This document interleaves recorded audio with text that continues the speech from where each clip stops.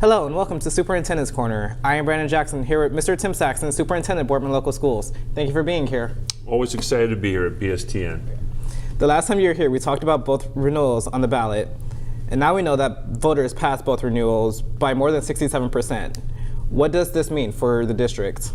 It means a lot of things, but before we talk about what it means, on behalf of the school district, our students and our staff, all of our employees, our administration, we want to thank the community because when something passes by that strong of a vote, that means that the community feels the faith in the district, feels like the district is listening, and that's important to us because that number does mean something. It is a form of communication, and that's one of our goals, to make sure that we are crafting the schools to reflect what the community of Boardman wants the schools to look like. What it means in dollars is also very important because the amount of money renewed, it's not new money, this is just a renewal. This is money that we've been receiving as part of our budget. We don't want to take it for granted. It's about 10% of our budget. And I guess sometimes you have to think of it as a household member. If you lose 10% of your budget in your household, you feel that. And same thing here. So we don't take anything for granted. That 10% is very important to us. In dollars, it's for current expenses about just a little over $4 million. Some people don't realize how big the Boardman schools are. Maybe they've gone through a particular building and they think the size of the district is equal to the size of just that building. But we're probably one of the largest employers in Boardman Township. We write checks to over 600 employees. Now it might be part-time, maybe an assistant coach here or some part-time help maybe in a cafeteria somewhere, but over 600 employees receive a check from the Boardman schools. We're running a fleet of over 57 buses, 4 vans. We transport over 3,500 kids daily, serving over 1,700 hot lunches, 480 breakfasts. We run 275 wireless access points in the district that serves 4,000 internet devices. That's school owned. But probably right now in this room, I see iPads, I see Apple Watches, and I know they're iPhones. And those don't include personally owned devices. And we got a huge network. So those dollars are very important. And obviously, most important though, we're about people. And it pays for good educators. So that money is very important to us. And we're grateful for the support of the community. Boardman recently received a grant for bottle refilling stations at the high school. Mm-hmm. Could you tell us a little more about that? Yeah, we like that word grant because we talked about $4 million.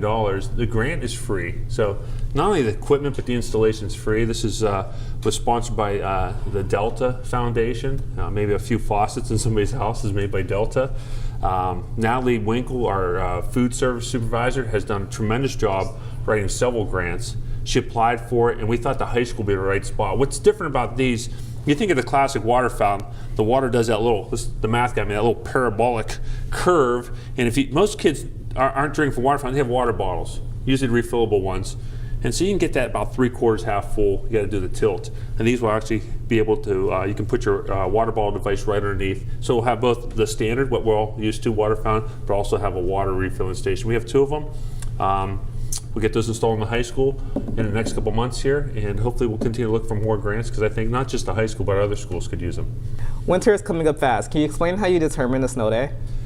That's a great question, because I do get that question a lot, especially now that we see some snow flurries. A lot of people think there's this little spinner at home, and then we flick it, and if it hits red, no school, green, we're rolling. But it actually is a little more complicated than that. Boardman Township has a lot of roads, and we have an awesome road crew. The number one decision is safety of students. If it is safe for students, then we're going to make school happen because we're here to educate students. If it's not safe, then we're not going to roll the dice. So there's a lot of factors there. I'm usually talking to the head of our transportation services. We're talking to road crews. To find out what's actually happening on the roads, because you could be in one area of Boardman, but Boardman's a large area. The main street, Market Street 224, could be fine, but the side streets, those are streets that our buses have to go on, may not be, because they're a lot more complicated to get those cleared, especially if we get a late night or early morning snowfall. So there's a lot of factors to go in. We try to make the best decisions. It's not easy. A lot of people just think, it's made very quickly, and it's not. Usually wake up about 3 a.m., 4 a.m., and you're talking to as many data points as you can to make just a good decision. So, is there any updates on the bus garage? since we're talking about buses and snow, bus garage, that's a very appropriate question. We were hoping for maybe just after Thanksgiving we could have buses parked on that facility. We're very close to that. It might be one more week because there's a couple little items that we have to make sure are ready to go. Our fuel tank is in place. It's being tested, so make sure no leaks, and it'll be filled with fuel. One of the things that we need to do is make sure we have internet connection. I talked about wireless access points. We have a fuel supplying system with a swipe card ID system that runs on electronics, so we got to make sure that's set. And going back to those snow days, now, a lot of people forget that we have diesel engines in those buses, and those actually on those very cold, those bitter mornings that we tend to get in January and February, those engines need to stay warm overnight. And when you have 57 buses, that's a lot of electrical outlets running engine warmers. Just got to make sure that all the wiring's done, tested, certified, ready to go. Finally, as we get ready for Thanksgiving break, can you tell us what you're thankful for? I know a lot of people sit around the Thanksgiving table Thursday, and I'm sure there'll be a lot of discussions with family. And what a great holiday for us just to stop, relax, and spend time with family, and actually reflect on being thankful.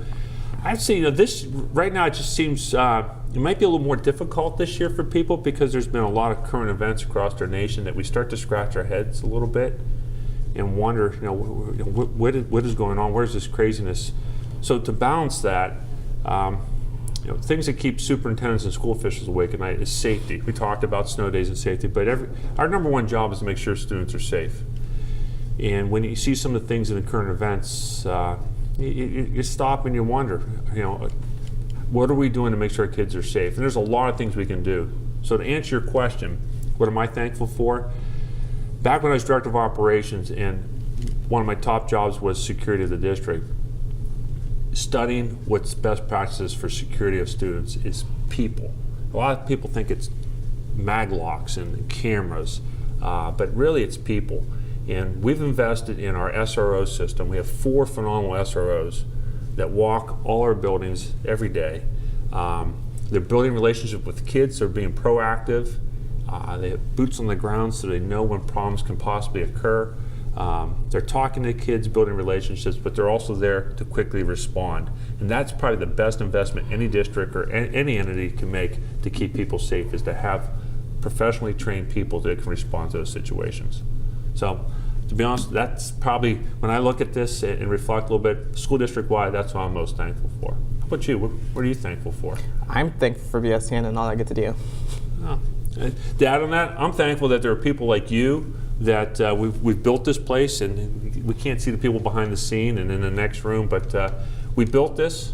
We built this place back in 2000. We built the stadium up in the studio, or the studio up in the stadium 3 years ago.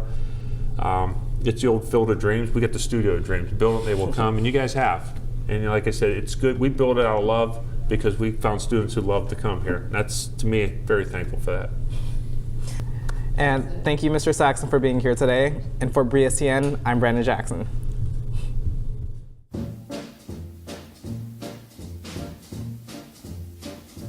Oh, the shark, babe, has such teeth, dear, and it shows